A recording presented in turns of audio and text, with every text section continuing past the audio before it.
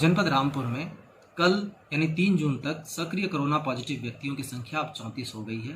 बहुत सारे सक्रिय पॉजिटिव व्यक्ति स्वस्थ होकर घरों को लौट रहे हैं, लेकिन एक चिंता की बात है, कल 3 नए कोरोना पॉजिटिव व्यक्ति मिले और आज मुरादाबाद में रामपुर के 2 कोरोना पॉजिटिव व्यक्ति मिले हैं। मतलब साफ है कि हमें एहतियात और ज़्यादा बरतने की ज़रूरत है। हम सामान्य जीवन की तरफ लौट रहे हैं, लेकिन ऐसे में हमें बहुत सख्ती से एहतियात का पालन करना पड़ेगा। इसमें सबसे ज़्यादा ज़रूरी चीज़ फिजिकल डिस्टेंसिंग के साथ साथ मास्क का प्रयोग है। अब मास्क के प्रयोग में कुछ सावधानियां बरतना जरूरी है। शुरुआत करते हैं गमछे से। गमछा जब भी आप गमछे को हम रिकमेंड कर रहे हैं, लेकिन जब भी आप गमछा इस्तेमाल करें तो इसका 3 लेयर बना लें और फिर मुंह को प्रॉपर ढकें, ताकि कहीं से भी यहाँ पे स्पुटम आने की संभावना ना हो। स्पुटम का मतलब जब खांसते या छींकते हैं तो मुंह से जो निकलता है बड़ी तेजी से निकलता है और वो क्रॉस करके जाने ना पाए। आज चेहरे से चेहरे का, स्पुटम का चेहरे से संपर्क हुआ तो कोरोना पॉजिटिव हो जाएगा, इसलिए इसमें ज़रूरी है। जो लोग रुमाल बांधते हैं उसकी एक समस्या है। जब आप रुमाल बांधते हैं तो आप ऐसे लेयर करते हैं और ऐसे बांध लेते हैं, हवा है, रुमाल उड़ता है और किसी का स्पुटम आपके चेहरे पर जाने की संभावना रहती है।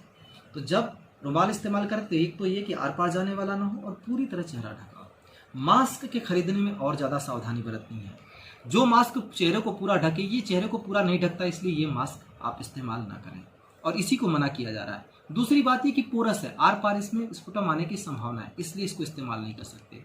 ये कपड़े का मास्क है, ये पूरा चेहरा तो ढकता है लेकिन एक लेयर का है, इसलिए इसमें आर पार चला जाएगा, इसलिए ऐसा मास्क भी इस्तेमाल ना करें।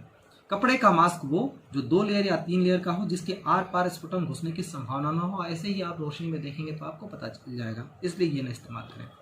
ये 3 प्लाई का मास्क है, ये प्रोफेशनल लोगों के लिए है और इसमें अब ऐसे धागा लगा रहता है कि जल्दी से टूट जाता है, लेकिन कुछ लोगों ने इसको सिल दिया है। ये बार बार इस्तेमाल नहीं कर सकते, 8 घंटे से ज़्यादा इस्तेमाल कतई न करें। इसको धुल के भी इस्तेमाल नहीं कर सकते, इसलिए इसको बिल्कुल नहीं इस्तेमाल करें। कपड़े का मास्क इस्तेमाल करें, 3 लेयर का, सुरक्षित रहें ताकि, और उसको बार बार इस्तेमाल कर सकें, डिटर्जेंट में अच्छी तरह धुलकर और धूप में अच्छी तरह सुखाकर।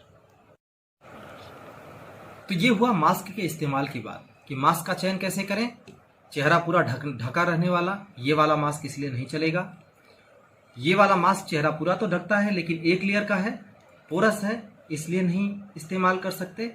और ये वाला मास्क आप 8 घंटे से ज़्यादा इस्तेमाल ना करें। और जब मास्क के रख रखाव की बात है तो इसको आज इस्तेमाल किया हुआ मास्क डिटर्जेंट में अच्छी तरह धुलकर, धूप में अच्छी तरह सुखाकर फिर ही दोबारा इस्तेमाल करें। मास्क को कहीं भी न रखें जहाँ पे भी, क्योंकि सरफेस से अगर मास्क टच हुआ और फिर आपके चेहरे पे गया तो वो आपके लिए नुकसानदायक होगा। पॉकेट में मास्क डाला और फिर से लगा लिया बार बार, ये भी काम न करें।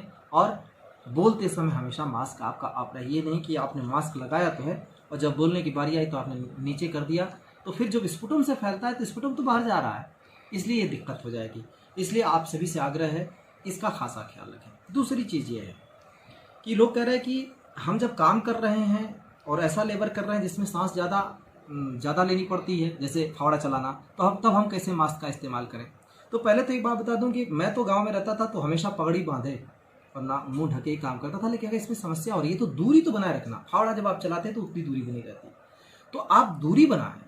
और इसीलिए हम कह रहे हैं बैरिकेडिंग करने की ज़रूरत नहीं पड़ेगी, वाहनों को रोकने की ज़रूरत नहीं पड़ेगी, अगर हम ये आदत में डाल लें कि हम दूरी बनावें और मुंह को ढके रहें और मुंह को सही तरीके से, सही प्रकार से ढके रहें, हाथ धुलते रहें और हाथ धुलने के बाद ही चेहरे पर लगाएं। और सैनिटाइजर का प्रयोग तभी करें जब हाथ धुलने की व्यवस्था ना हो। और सैनिटाइजर का, क्योंकि सैनिटाइजर का बार बार प्रयोग भी नुकसानदायक होता है। उससे भी सबसे इम्पॉर्टेंट बात यह है कि दूरी बनाए रखने का कारण यही है कि स्पुटम एक व्यक्ति से दूसरे व्यक्ति में ना जाए।